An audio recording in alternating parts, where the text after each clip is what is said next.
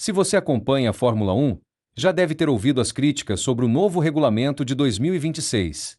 Pilotos e fãs estão preocupados com o aumento drástico da potência elétrica nos motores e a complexidade de administrar essa energia durante as corridas. Muitos se perguntam: por que a Fórmula 1 optou por piorar os carros? A resposta é algo que poucos percebem. A Fórmula 1 não é apenas entretenimento esportivo. Ela é, na verdade, o maior e mais rápido laboratório de pesquisa e desenvolvimento do mundo. E os motores híbridos são exatamente a isca perfeita para atrair as maiores montadoras do planeta, garantindo a sobrevivência e a audiência da categoria. Hoje, vamos entender como a F1 moldou o carro que está na sua garagem e por que 2026 é o ano mais importante para a indústria automotiva.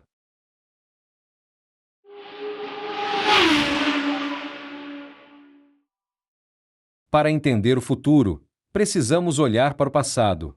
Desde os anos 1950, a Fórmula 1 serve como um campo de testes extremo para tecnologias que, eventualmente, chegam aos nossos carros de passeio.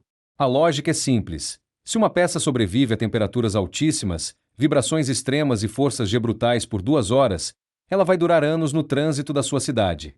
Pense nos materiais do seu carro. O uso do alumínio para reduzir peso estreou na Lotus nos anos 1960.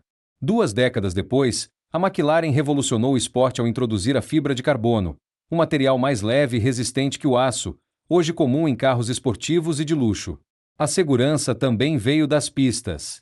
O cinto de segurança de 3 pontos foi aprimorado na F1 antes de se tornar padrão global.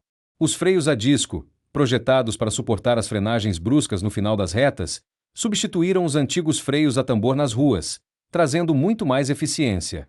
Nos anos 80, a Williams desenvolveu o controle ativo de suspensão, um sistema eletrônico que ajustava a suspensão em tempo real, tecnologia que depois migrou para carros de luxo e SUVs de todo o mundo. E sabe aquelas borboletas atrás do volante para trocar de marcha? O famoso pedal shift? Isso foi introduzido pela Ferrari em 1989 para fazer trocas mais rápidas e sem trancos. Hoje, até carros populares automáticos possuem essa tecnologia, e ela ajuda diretamente na economia de combustível. Da pista para a garagem, a F1 sempre chegou antes. A lógica é sempre a mesma. A F1 é um ambiente extremo onde não existe margem para erro. Se funciona ali, funciona em qualquer lugar. E as montadoras sabem disso.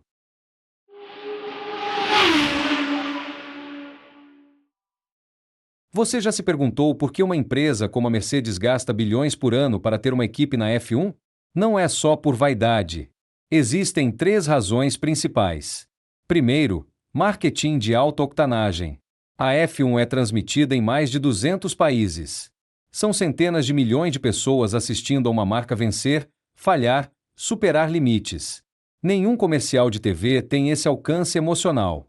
Quando George Russell cruza a linha de chegada com o carro da Mercedes, isso vale muito mais do que qualquer campanha publicitária. Segundo, atração dos melhores talentos de engenharia.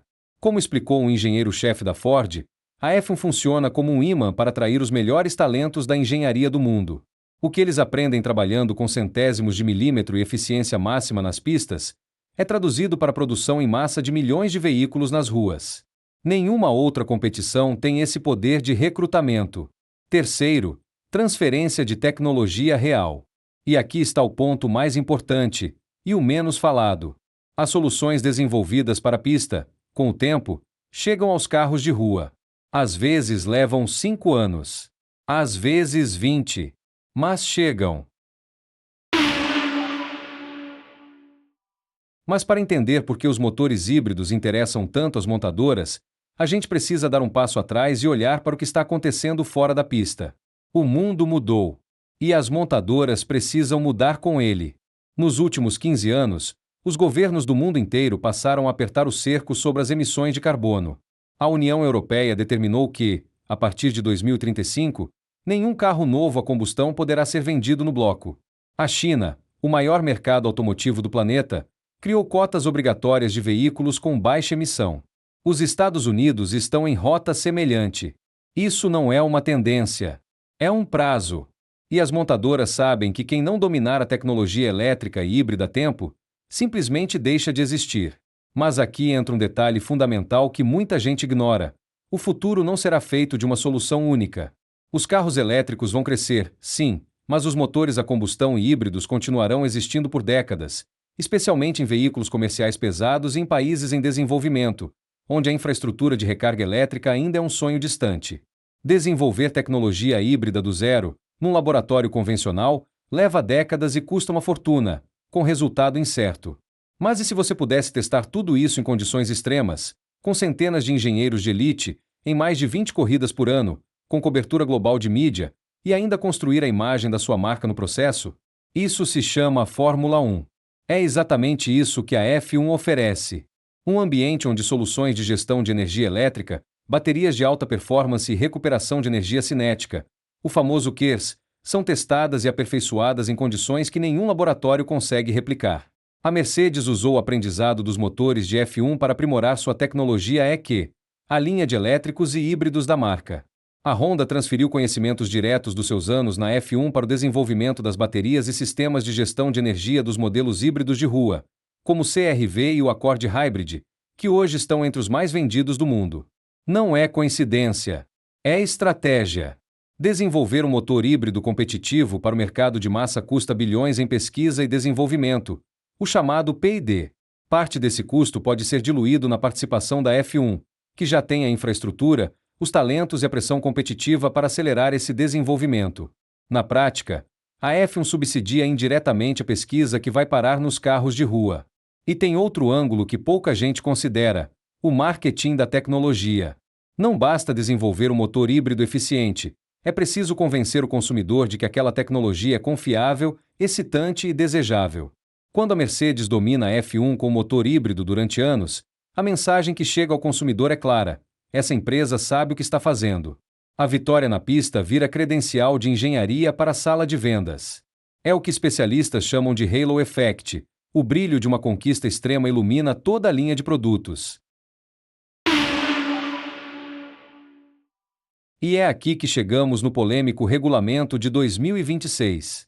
A Fórmula 1 vai passar por uma transformação radical. Os carros terão aerodinâmica ativa, mudando de forma nas retas para reduzir o arrasto e nas curvas para gerar mais carga aerodinâmica. Mas os motores são a grande estrela. A categoria continuará usando os motores V6 turbo híbridos, mas com uma mudança brutal na proporção de energia. A participação elétrica na potência total do carro vai saltar de 15% para 50%. O motor elétrico, o MGU-K, vai triplicar sua força, passando de cerca de 160 cavalos para quase 480 cavalos. Somado ao motor a combustão, os carros terão cerca de 1.000 cavalos de potência total.